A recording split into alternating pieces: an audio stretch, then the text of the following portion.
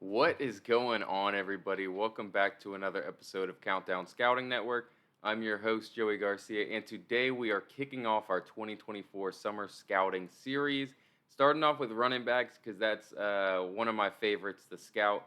Wednesday, we'll also have another episode. We'll go through the tight ends, and then we'll finish off the week on Friday with the wide receivers. I'm saving quarterbacks for a little bit later. It's going to take a little bit longer for me to really get that one ironed out. But there are, from the little that I've seen so far, there are a lot of quality quarterbacks in this draft. So let's go ahead and get started.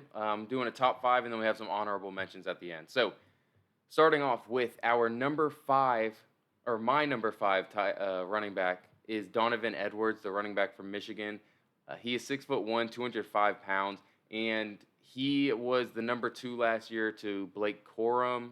Blake Corum did come back, but I think they're going to split most likely 50-50. So he didn't get that many carries last year. I believe he got about 100 carries and about 20 receptions. He makes really aggressive cuts.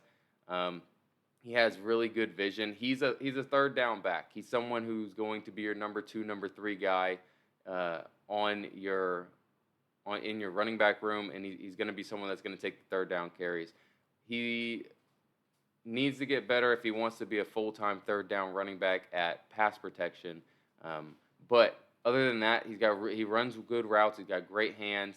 He keeps his legs moving through contact, which is one of the more important things, especially being 205 pounds. Him and Blake Corum are both not the biggest backs. Blake Corum's like 5'8", 195. He's 6'1", 205. So a little leaner. But he breaks a decent amount of tackles, surprisingly, because of him keeping his legs churning like that. But he's not going to be someone who's going to continuously break through first and second tackles.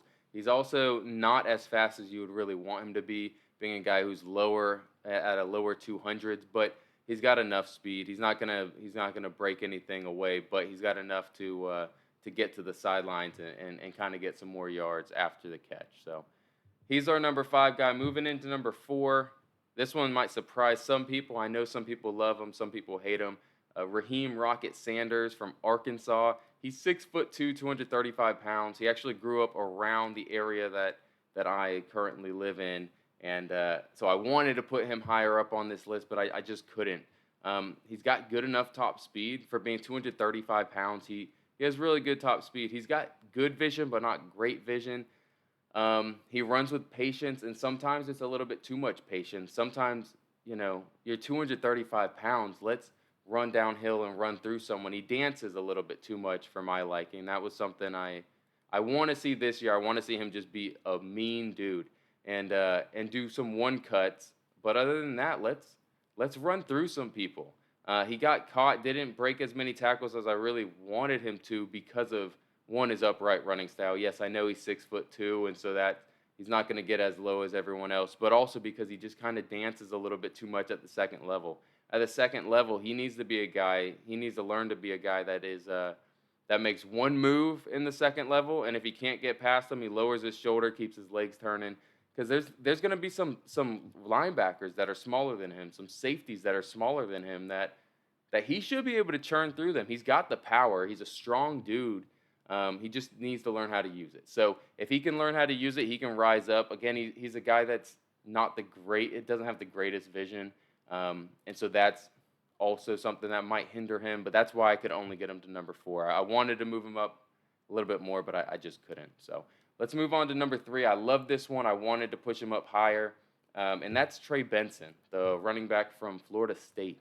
He is 6 feet, 225 pounds. He is a big back. He's really condensed at that weight. I don't think he's actually 6 foot. I don't think he's actually 220. I think he's probably more of a 5'11", 210, 215. But he runs like he's 220, so I'm going to go ahead and give it to him. He's got really good burst, but he's just a mean runner. He runs angry. His legs are always turning, and his contact balance is insane.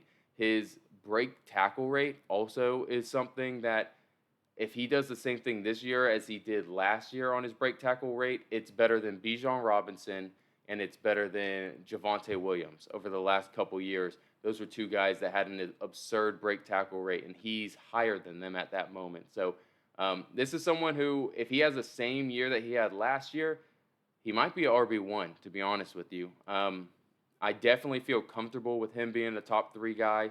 I don't think anyone's going to get in front of him.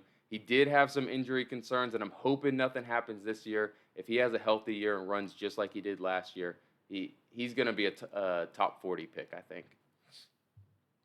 My number 2 guy, Braylon Allen. He is from Wisconsin. He's one of those running backs who is just a pure kind of my guy kind of running back. If you think of how Tyler Algier from BYU was what was that, last year, 2 years ago? 2 years ago. Dameon Pierce 2 years ago. He runs angry, 6'2", 240 pounds. And he has good vision. He's got fine speed for his size, and he's got fine burst for his size, but he's got enough agility. He's got enough of everything. He's kind of the total package. That's why I also felt confident having him up here, and I have him over Trey Benson.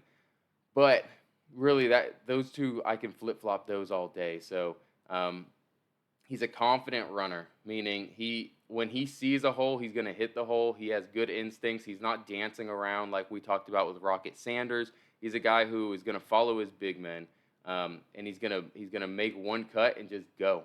And that's what I want to see from Rocket. I want to see him run a little bit more like Braylon Allen. He gets good yards after contact. He's a guy who is I thought he was the best contact runner just by watching. I think he's the best contact runner. He was getting hit in the backfield as he's getting the ball and still getting 3-4 yards. 3-4 yards on the play when he should have been getting -2, -3. So he's a guy I really enjoyed watching. He's not going to be, an RB1 in a system, but, oh no, sorry, my cat did that. Let's go ahead and go back to here. He's not going to be an RB1. Casey, come on. He's not going to be an RB1 in your system, but he's going to be a guy who you're splitting it 50-50 with maybe another speedster, because he's not someone that's going to break away on the sideline. He doesn't have great hands. He doesn't run good routes, but he's just a solid inside zone gap scheme runner. And then my number 1 guy, last year's tape didn't do him justice. He was injured with a foot injury last year, but I'm looking at his freshman tape, and if he can do that this year, he is honestly, oh no, he's honestly a top 5 running back over the last 3 classes, top 2 maybe. If you take away Bijan, I think he can be up in that kind of conversation. So he's super explosive. Last year, again, I'm throwing the tape away. I really am. He's super explosive. He's good instinctual runner. He just has a really good feel for when to cut it outside, when to hit the hole. There are some times that he kind of wants to bounce it a little too much, but it's something that I think he's going to hone in this next year. I just have a feeling he will. He's got really good contact balance, and he catches the ball fairly well. I think he does everything well, except for maybe pass protection. But if he can have a year like he did his rookie year, where he's just extremely explosive, bouncing off tacklers, making guys look like fools out there, I think he is the right guy for RB1 in this class. So I started him off there. I think he'll finish there. I think Trey Benson has a good chance to hop up from 3, but I think the solid first 3 that we talked about, or the last 3, TreVeyon Henderson, Braylon Allen, and Trey Benson, I think those are going to stay your 1, 2, and 3 in some kind of order. So let's get to the honorable mentions. I know there were a couple guys that people maybe were expecting to be on here. I didn't put them on. Will Shipley is one, the running back from Clemson. He's more of he's more of like a change of pace number 2 guy. He's good catching the ball. He's a good route runner. He's not the fastest, but he's got enough speed there. He's slippery on first contact and everything like that. So he's a guy who I'm really interested with, and I think can end up being a fairly good running back. Maybe not a true RB1, but I think he's got enough there where he's going to get some good targets with whatever team he gets on. Blake Corum's another guy. I had Blake Corum as my RB5 last year in last year's class, and he came back. I know he tore his meniscus, and so that's something that's kind of hindering him. But he is 5'8". Some people are saying possibly 5'7". I think he's probably 5'8", 185, 190. So he's a smaller back. He had 250 touches last year. He had close to 200 the year before that. This year, it's him and Donovan Edwards. Is he gonna get another 200 carries? If he gets another 200 carries on his body, I think that's shortening his life, especially with his smaller frame. So that's something that kind of worried me this year with him. So that's why he fell off the top five. But he can be a solid rotational back, I think, in the NFL. So that's why I had to put him on here. Mayan Williams, the big bowling ball running back for Ohio State. He's the number 2 behind Travion Henderson. And I really like him. I think he's just going to be an inside zone. Again, another Tyler Algier where it's just running downhill, bruising people at the goal line. Carson Steele is a guy who transferred from Ball State to UCLA this year, so I'm excited to see him kind of take over that Zach Charbonnet role. He's got really good hands. He's more of a route runner and a creator in space than he is a downhill runner. But he's a guy who I'm interested to see play in that Pac-12 and take a little step up in competition. And then the last one I had on here was L.J. Johnson Jr. He was at Texas A&M. He played a little bit last year at Texas A&M. He's going to SMU this year. He's about 6 foot, 215 pounds, and he's a guy who can do it all basically, if he can stay on the field the whole time. So I think there's a chance he takes a jump up. I think there's a chance Will Shipley, Blake Corum can take a jump up. I think Mayan Williams is what he is. He's a committee guy. He's a solid RB2, RB3 in a rotation. And Carson Steele, I'm excited to see what he does in a jump up in competition. So I appreciate you guys stopping by. Go ahead and leave a like and subscribe if you enjoyed this.